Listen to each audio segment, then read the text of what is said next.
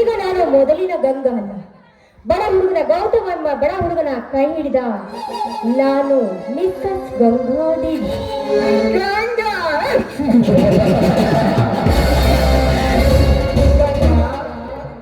ನಿನ್ನ ಮದುವೆ ಆಗಿದ್ದು ಗೊತ್ತು.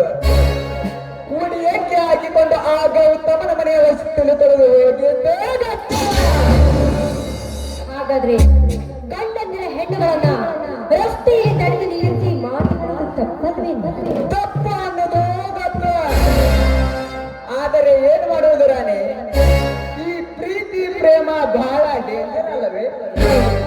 ಆದ್ರೆ ಯಾವತ್ತು ನಿಮ್ಮನ್ನ ನಾನು ಆ ದೃಷ್ಟಿಯಿಂದ ನೋಡ್ಲೇ ಈಗ ನೀನೆ ನೋಡುತ್ತಿದ್ದರೆ ಏನಾಯ್ತು? ನಾನು 2 ವರ್ಷಗಳಿಂದಲೇ ನೀನು ಪ್ರೀತಿಸ್ತಾ ಇದ್ದೇನೆ, ಇನ್ನು ಮುಂದೆ ಪ್ರೀತಿಸ್ತಾ ಇರ್ತೇನೆ. ಆದ್ರೆ ಇಲ್ಲಿವರೆಗೆ ನೀವ್ ಯಾಕೆ ಸುಮ್ಮನೆ ಇದ್ರಿ? ಗಂಗಾ, ನಾನು ಇಷ್ಟಪಡುವ ವಿಷಯವನ್ನು ಪ್ರತಿ ಸಲ ನಿನಗೆ ಹೇಳಲು ಬಂದಾಗೆಲ್ಲ ಯಾವುದಾದರೂ ಶನಿ ಅಡ್ಡಾಗಿ ನಿಲ್ಲುತ್ತಿತ್ತು. ಏನು ಮುಂದೆ ಈ ಪ್ರೀತಿಗೆ ನೀವು ತಿಲಾಂಜಲಿ ಹೇಳುವುದೇ ಉತ್ತಮ. ತಿಲಾಂಜಲಿ?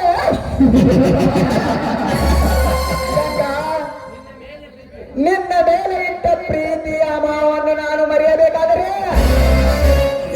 ಒಂದು ದಿನ ಆದರೂ ಪ್ರೀತಿಯ ಸುಗಂಧದ ಪರಿಮಳದ ನನ್ನ ಮೈಮಾತಿನ ಮೇಲೆ ಸುವಾಸನೆ ಸೋಸಿದರೆ ಮಾತ್ರ. ಪ್ರೀತಿಯ ಸುಗಂಧದ ಪರಿಮಳ ಸೂಸದೇ ಇದ್ರೆ ಇದ್ದೇ ಇದೆಯಲ್ಲ, ಒತ್ತಾಯದಿಂದ ಒತ್ತಿಕೊಂಡು ಹೋಗಿ ಪರಿಮಳದ ಸುವಾಸನಿಸ್ತಾವೆ. ಅಂದ್ರೆ ನನ್ನನ್ನು ಮುಟ್ಟುವ ಎದೆಗಾರಿಕೆ ನಿಮ್ಮಲ್ಲಿದೆಯೇನು?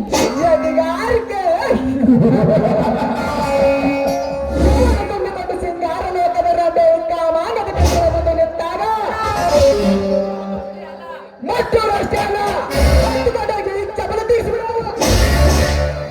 ಲೇ ಮೆಚ್ಚಿದೆ ಮೆಚ್ಚಿದೆ ನಿಮ್ಮನ್ನು ಕೊನೆಗೂ ನಿಮ್ಮ ಆಸೆಯನ್ನ ಈಡೇರಿಸಿಕೊಂಡ್ಬಿಟ್ರಲ್ಲ.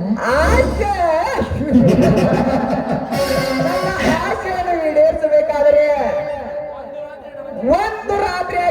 ಒಂದು ರಾತ್ರಿ ನನ್ನ ಮಂಚಕ್ಕೆ ರತಿಯಾಗಿ ಸುಖ ನೀಡು. ಆಯ್ತು, ನಿಮ್ಮ ರತಿಯಾಗಿ ನಾನು ಸುಖ ಕೊಡ್ತೇನೆ. ಆದ್ರೆ ನಾನು ಕೇಳಿದಾಗಲ ಕೈ ತುಂಬ ಹಣ ಕೊಡ್ತೀರೇನು? ಹಣ ಸಂಪತ್ತಿನ ಲಕ್ಷ್ಮಿ ನನ್ನ ಮನೆಯಲ್ಲಿ ಕಾಲು ಬಿಟ್ಟು ಬಿದ್ದಾಗ ನೀನು ಹಣದ ಬಗ್ಗೆ ಚಿಂತೆ ಮಾಡಬೇಡ. ಸಂತೋಷದಿಂದ ಬಂದು ನನ್ನ ಪ್ರೇಮದ ಅರಮನೆ ಗೂಡು ಸೇರುವ ಅರಗಿನೇ. ಆಯ್ತು, ಅನುಭವಿಸಿದ ಮೇಲೆ ನನ್ನನ್ನ ತಿಪ್ಪೆಗೆಸೆಯಬಾರದು. ಗಂಗಾ, ಕೊಟ್ಟು ಮಾತು ತಪ್ಪಿ ನಡೆದರೆ ನನ್ನ ವಂಶಕ್ಕೆ ಅಪಮಾನ. ಇದು ಮಾನ ಅಪಮಾನದ ಪ್ರಶ್ನೆ ಅಲ್ಲ, ನನ್ನ ಜೀವನದ ಭವಿಷ್ಯದ ಪ್ರಶ್ನೆ. ಗಂಗಾ, ನುಡಿದಂತೆ ನಡೆ ಇದೇ ಜನ್ಮ ಕಡೆ ಎಂದು ಬಸವಣ್ಣವರು ವಚನ ಪಾಲಿಸಿದವರು ನಾನು. ಬಾ, ಇದೇ ಸಂದೇಶಕ್ಕಾಗಿ ಒಂದು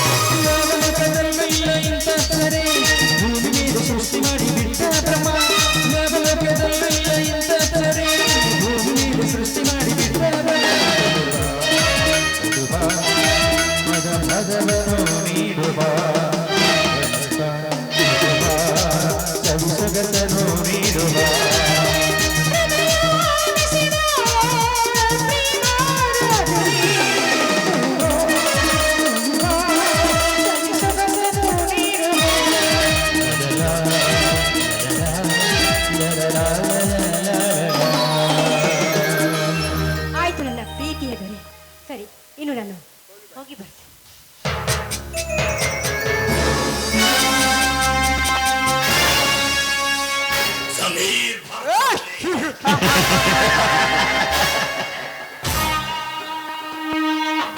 ಗಂಗಾ ಹೆಣ್ಣು ಹಣ್ಣು ಮಣ್ಣ ಈ ಮಾಯದ ಮೂರು ವಸ್ತುಗಳನ್ನು ಒಲಿಸಿಕೊಳ್ಳಬೇಕಾದರೆ ಹರಿಯಲು ಬ್ರಹ್ಮ ಗೀಚದ ರೇಖೆಗಳು ಒಲಿದರೆ ಮಾತ್ರ ಸಾಧ್ಯ. ಇಲ್ಲವಾದರೆ ಆ ಮೂರು ಮಾಯದ ವಸ್ತುಗಳನ್ನು ಒಲಿಸಿಕೊಳ್ಳಲು ಹೋಗಿ ಮಣ್ಣು ಮುಕ್ಕಿದವರು ಸಾಕಷ್ಟು ಜನ ಇದ್ದಾರೆ. ಆದರೆ ಈ ಶರತ ದೇಸಾಯಿ ಆ ಮೂರು ರೇಖೆಗಳನ್ನು ಹುಟ್ಟದಲ್ಲಿ ಪಡೆದುಕೊಂಡು ಬಂದ ಶ್ರೀ ವಿಕ್ರಮ.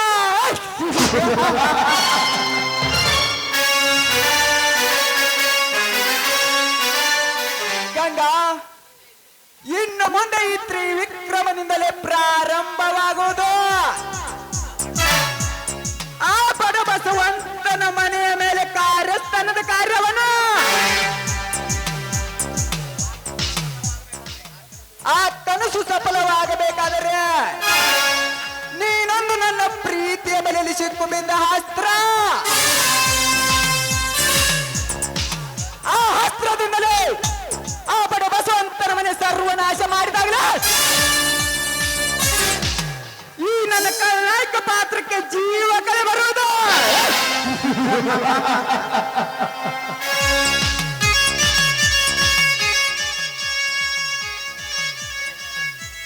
ಮೋಡಿನಲ್ಲಿ ಸಿಡಿಲು ಮಿಂಚಿನ ಆರ್ಭಟ,